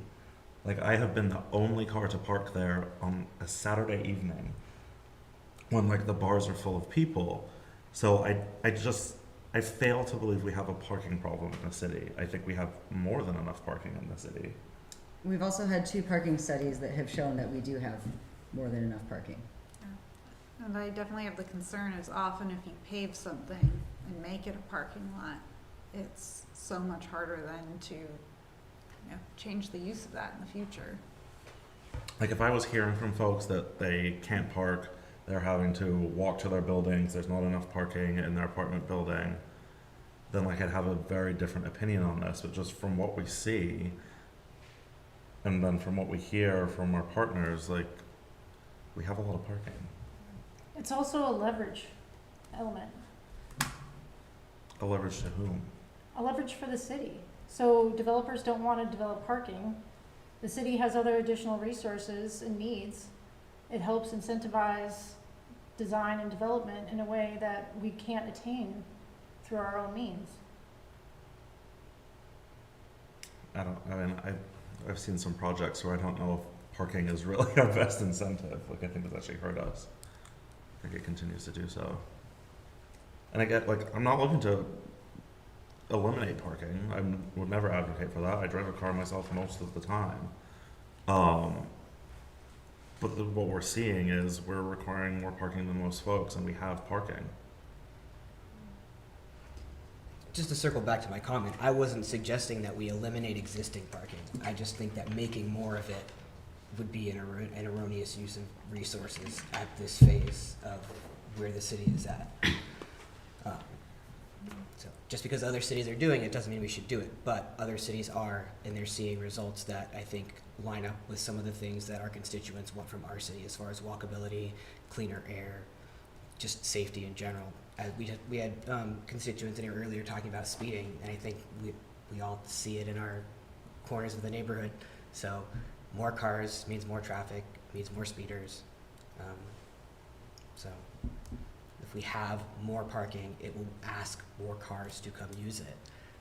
And the parking we already have sits empty, as Thomas has said. So I would also include that denser parking slows traffic. People aren't speeding up and down Weaver. Like, that's a full street, and many of our residential streets are not well utilized on street. I would love for you to come hang out on my porch on Hood Street, because we've got both sides of the street. In front of my house, multiple cars, and people rip. So Yeah.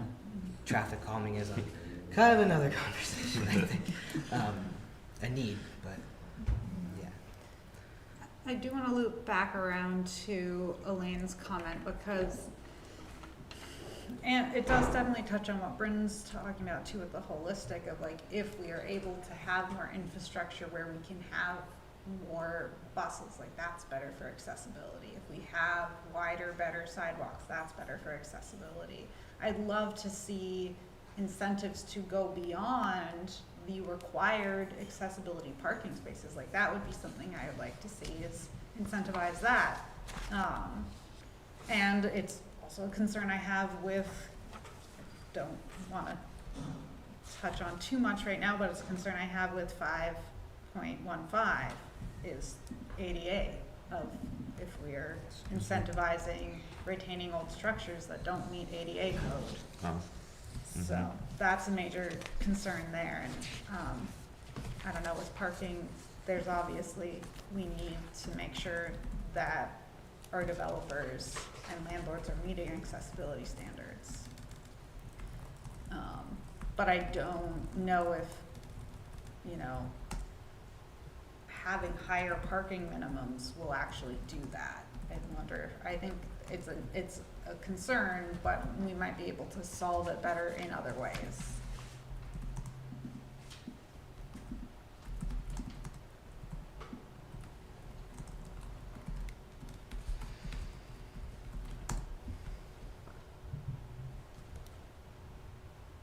Does anyone have any points of clarification to better understand what's proposed here?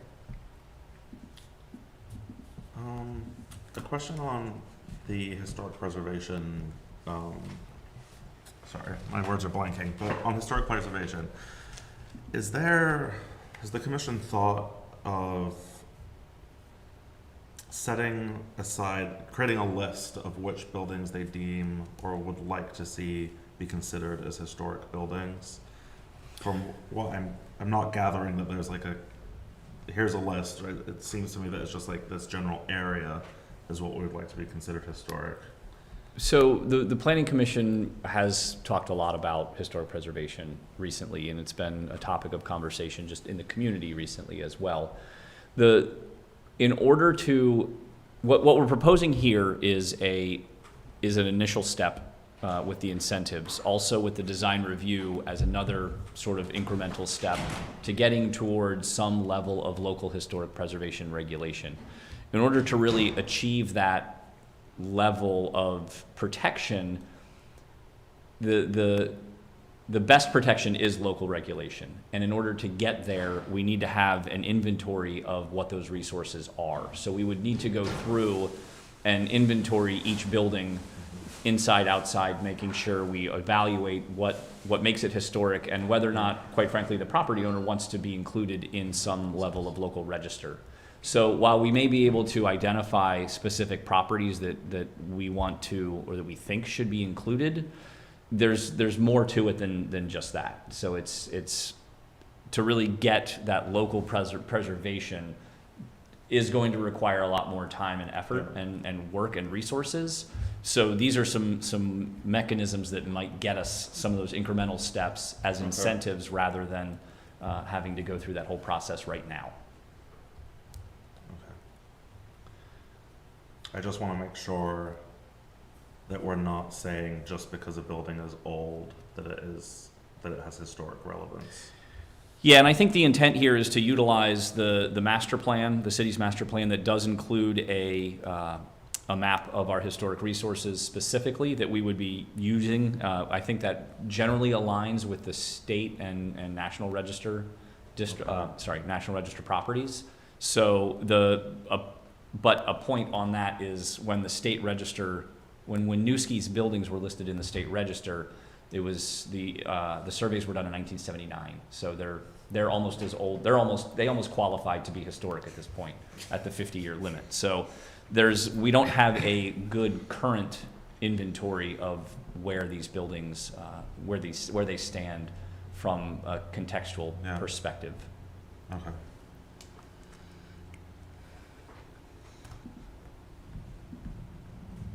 I guess maybe that's one of the other reasons why I wonder if it would be helpful to delay talking. I know I brought it up. I know I did. That was on me. But wait to hold on talking too much or in too much depth about 5.15 because that lists those areas. I know that this, I think, lists both the national, state, local register district and the master plan. And here, yeah, I would just love, I don't know, I feel like they're similar enough. I know that their intent is different, but I also worry about staff time. I will say that too, staff time and capacity around these. And there's another reason why I always want to consider them together. Because then you will have to decide whether these incentives apply. Should we perhaps set the public hearing and put a pin in this for now? Or are there any other questions or thoughts folks want to get out? I'm pro pin. Would someone like to make a motion to set a public hearing for September 5th? So moved. Second. Motion by Charlie, second by Aurora. All those in favor, please say aye. Aye. Motion carries. Thank you, Eric. Great, thank you all very much. Thank you Thanks, very Eric. much. Thank you, everyone, for the detailed discussion. I We put in the work. need to say these notes.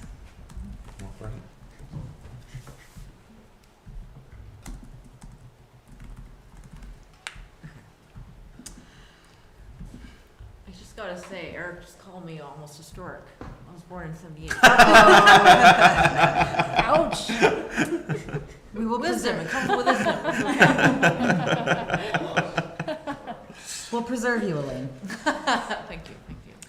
Okay, so we are on to item E. This is the strategic vision area goal update for municipal infrastructure. Great. Good evening, everyone. Thank you. So this is the fourth and final infrastructure update for FY23. However, a lot of these are long-term projects, so you're going to see them as we go through the FY24 priority strategies updates. So I'll go over a couple highlights on these. I think the biggest update is probably on the Main Street project. So that project is out to bid as of Friday.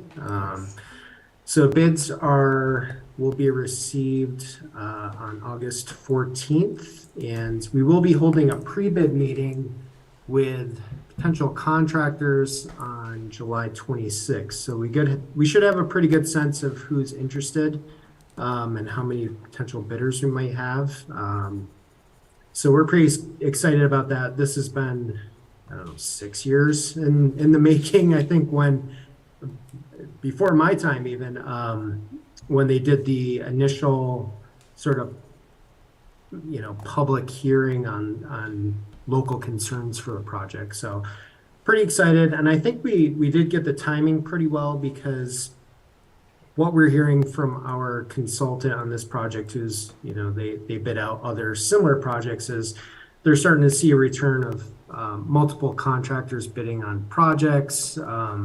Prices are sort of coming down and are more within the engineer's estimate. So I think we're doing well on timing. Plus, we already had the low interest loan locked in for this project with USDA. So we got the good financing back in 2019, and it seems like the construction, or at least the local construction market, is kind of coming back to us a little bit. So we're optimistic, but we'll see when those bids come in August. So you should see those probably. You'll see them in September if we get some decent bids, and we can bring them to you for potential award, which is pretty exciting. Beyond that, there's a lot of due diligence we've been doing in the background, so making sure we have agency stakeholder approvals on all the bid documents, and getting our interim financing sorted. And shout out to Paul, who's been helping us with getting the public outreach piece ready. So that's a real win for the city, because that work is being funded by Federal Highways and VTrans, with the same consultant that's doing the Exit 16 project. So that's about a $267,000 scope of work that we do not have to pay for. That's, I think the main reason for that is that, we have a good federal highway local rep, and they thought it would be prudent to everyone traveling that corridor who's getting those Exit 16 updates to also understand what the impacts are for our local projects. So it wasn't required that they do this, but they thought it would be prudent for the travelers coming through from Colchester, Milton, wherever they're coming through our corridor. So we're really grateful for that work. Can I tack So onto that's that, kind of. John? Say again? I'm gonna tack onto that, to Lane. Sure. So I bumped into I can't remember her title, the director for the Vermont Language Justice Project this weekend, and I gave a shout out to Paul too for helping push the language access in their recorded videos as a format. And they thought of that as, I said, I'm glad you said that, because I feel like we're behind the 8 ball. And she said, yes, but you're a little bit closer to the 8 ball than everyone else. So that was a good vote of confidence there. Back to you. Yeah, and I'm hoping, Paul and I have talked about this, they can sort of use us as a learning experience to do some of that work, and we can support that. So there's obviously a benefit to them on that aspect, that they can get some on the ground training with how to best reach all of our community members. So I think that's probably another reason they really want to step in and do some of that work. So that is probably one of the big highlights of this since our last discussion. I'll go through just some quick other updates. So we do have the ADA transition plan draft from the Chittenden County Regional Planning. So we're going to go through that this week and next week, and try to get a working final draft together to be able to post on the website. Just a reminder, so that is a living document that for this iteration will identify transportation-related ADA components, i.e. Sidewalks, the curb ramps, things like that, an inventory of those items. Are those things ADA compliant? If not, what are priorities for replacement? And a rough schedule for how much that costs to replace those things. So we'll be able to plug in through this form work other things such as our facilities, any city asset that has an ADA component to it. We'll be able to use sort of this report template to add that information. So it'll be a living document, but at least we'll have a good head start on gathering that information.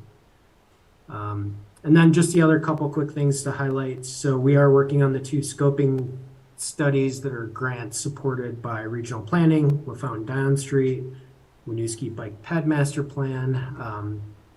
The Winooski Bike Ped Master Plan project link is live on CCRPC. I think they're going to be preparing one for LaFountain Dion too, to just keep track of that one. So those are progressing. They're both of them are kind of in the data inventory stage. So they've been doing some traffic counts and parking counts and speed studies on LaFountain and Dion. Winooski Bike Ped, you've probably seen the signs for the surveys. So that's kind of where that project is. Both projects are currently. And then finally on the Winooski Burlington Bridge, that's sort of in the outreach scope phase and assembling sort of a local stakeholders group. Once that's sort of completed, they are going to have a first sort of public overview meeting. I think they're targeting for August at the O'Brien Community Center. No details yet on that, but that'll sort of be a kickoff for the public on the project and to start gathering some feedback. So that one will be ramping up this summer into the fall. John, will that have interpretation as well? I am not remembering. Paul, do you remember? John, I can answer that. That's definitely on the table. It's not totally set in stone yet. You know, they have a draft public involvement plan that's in review right now, and they're looking to put together a couple of groups. Obviously, they have a project advisory committee that they're looking to put together. So the next pieces before that meeting is held sort of need to happen, and then they are thinking about providing interpretation for that meeting. Okay, thank you. Yeah, and again, shout out to Paul on that one too. He's been doing a lot of work behind the scenes, working with the consultant on setting up some of those pieces for us. So thanks to him. Yeah, and so that's kind of some highlights. And if you have any questions, try to answer them. Elaine, could I ask you to speak to a couple of counselors have raised concern about our ability to access like federal infrastructure grant funding and manage that, as we often hear about staff capacity concerns. Could you speak to that, please? Yeah, actually, in the operational update for municipal infrastructure, there's a comment there. I'm gonna pitch it back to John. Sure. Yeah, we've been, I would say, somewhat successful recently with trying to procure some federal funds. So, you know, a lot of these potential funding opportunities are for projects that were already kind of in the works, or, you know, we're in the planning phases. So I provided some examples that we've submitted applications for recently. So one is on the Main Street project. USDA had a fairly large funding opportunity for urban tree work. So we submitted a $1 million grant application for that scope.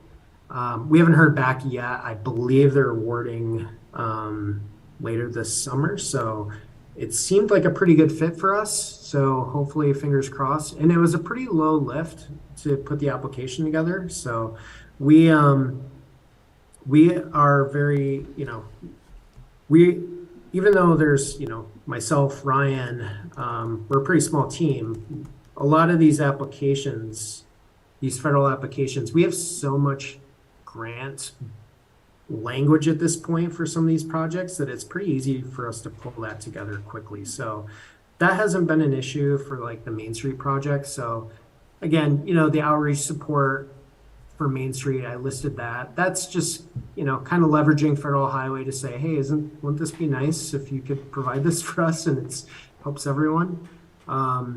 We also just submitted for a stormwater clean water initiative funding for MS4s. That's about $243,000. That's not necessarily federal money, but it's state money that will help us construct some of these phosphorus reduction practices that are required as part of our MS4 permit. And then we're also currently tracking the Municipal Energy Resiliency Program, the MERP funding that the state is putting out. So step one will be to do a level 2 sort of energy audit of some of our facilities, and that should hopefully lead to additional potential grant funds for upgrades. So right now, we're not really feeling the strain of chasing some of these federal funds at this point. But we're keeping an eye on what federal funds are available. And then, you know, if it comes a time when it looks like a good fit and we need some additional support, we'll work with Elaine and see if we need to bring in somebody to help us out with some of these grant applications. But right now, we're managing getting out some of these grant applications. So two specific examples that John and I talked about earlier today, water lines, generally we would do that, sidewalks. Water lines, you know, there's state revolving loan fund money for that, which we're quite practiced at getting. So again, we wouldn't expect we would need additional support to get that type of grant. And then sidewalks, unfortunately, you know, and rightly so, the federal government is saying, look, that's your asset. You should have been budgeting for that all along. So there's not a lot of opportunity there unless it's for a new stretch. And again, the team is pretty well practiced with those. So I think the possibility, as John is saying, is if with the new ARPA source state-run grants, which there's not details yet, or the federal new infrastructure bill, the details aren't that available yet. It's possible that those will have some things that we're like, oh, well, we've never done this before. We might want some extra support, but we're not there at the moment. Thank you.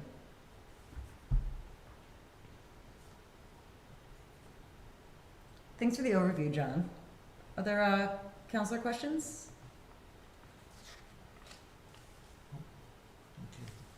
Okay, thanks, John. We'll move on to item F, the housing goal update. Welcome, Jasmine. It's your first one, right?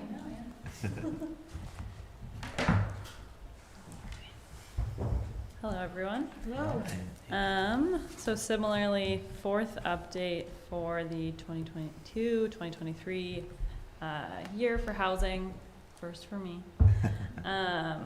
So starting off, obviously updating the public building registry ordinances, moving on track.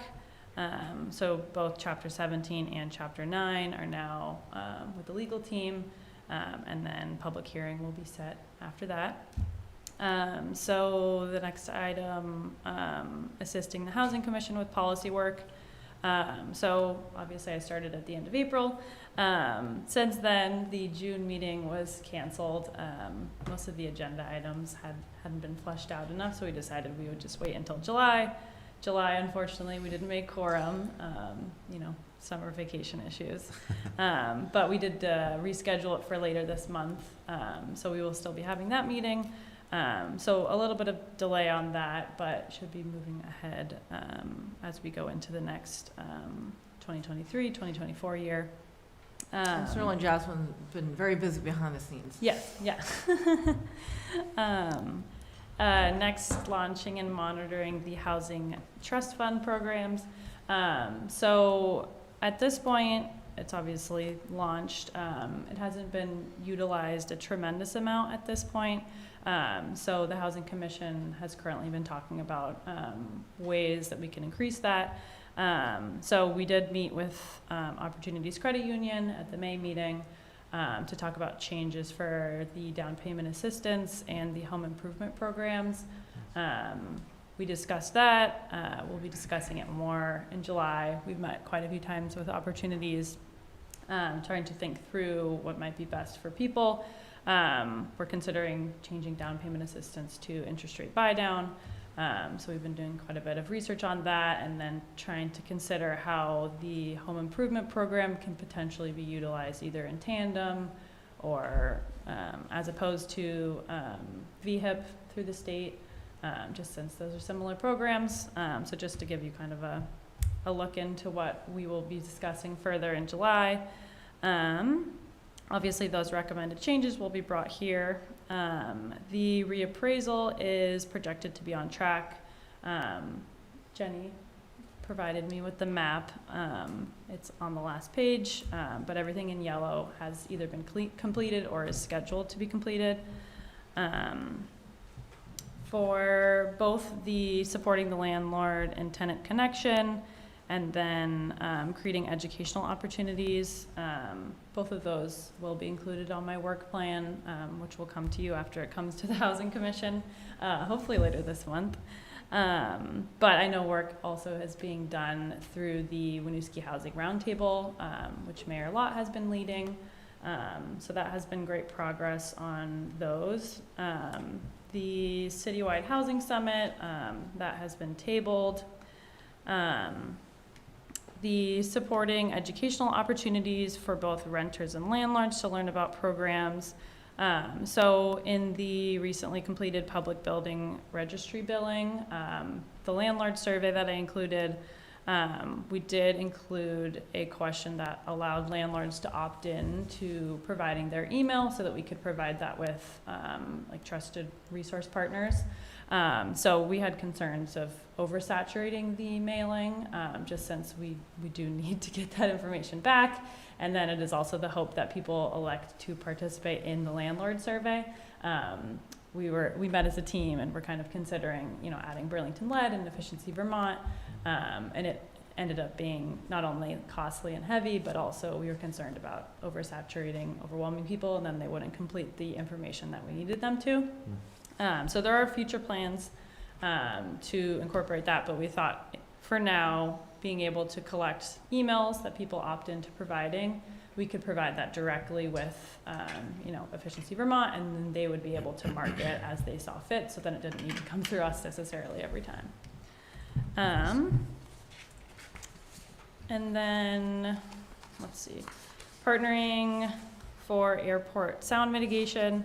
I attended a meeting in June, and then obviously Councilor Oakleaf has been attending those, but I'll definitely continue attending as is needed. And then just a few other housing related updates. So I'm sure as everyone's aware, voter approved just cause eviction charter was not taken up this legislative session, but there's hope that it will be taken up next session. Just wanted to pull out that I have met with 45 different community stakeholders and groups over the past few months, and that I've kind of incorporated all of those meetings into my housing work plan, which again, you will all see hopefully soon. And then policy priorities set by the City Council for the 23 to 24 year are already being researched and brought to the Housing Commission. Thank you. Yeah. Questions? Well, sounds great. Awesome. I just want to know, when is the assessment supposed to complete for all properties in the city? April 1st, 24. Okay. If you can hear that in the recording, it was April 1st, 2024. All right.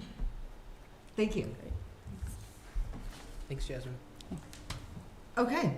Item G, City Council engagement update. Would you like to introduce Thomas? That's me. So, I forget when, but a little bit ago, we had all decided that we wanted to kind of formalize our engagement process, recognizing that we were engaging with different groups and different citizens, residents across the city, but we didn't really have any formal plans or a layout of doing that. So we created a Google spreadsheet as one thing where we track everything.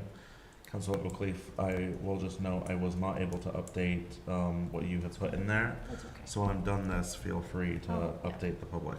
Thank you. So I guess for folks who may not have this in front of them, I'm just happy to read what we did, if that works for everyone else. I'll skip the overview. So in March, the city manager and the mayor met with Winooski High School class at the Onion River School, introduced students to local government, heard areas of interest from students. Themes included climate change, inclusion, public safety, housing quality, and access to mental health services. The mayor and Councilor Judge visited Winooski High School's culture and community class. The themes there included housing quality and affordability, scholarship and tutoring support, fare free bus service, and soccer programming. In April, the city manager and the mayor attended meetings with multilingual groups hosted at Winooski School District, including Nepali, Somali, Mai, and Swahili and French. The event also included representatives from Winooski Police, Department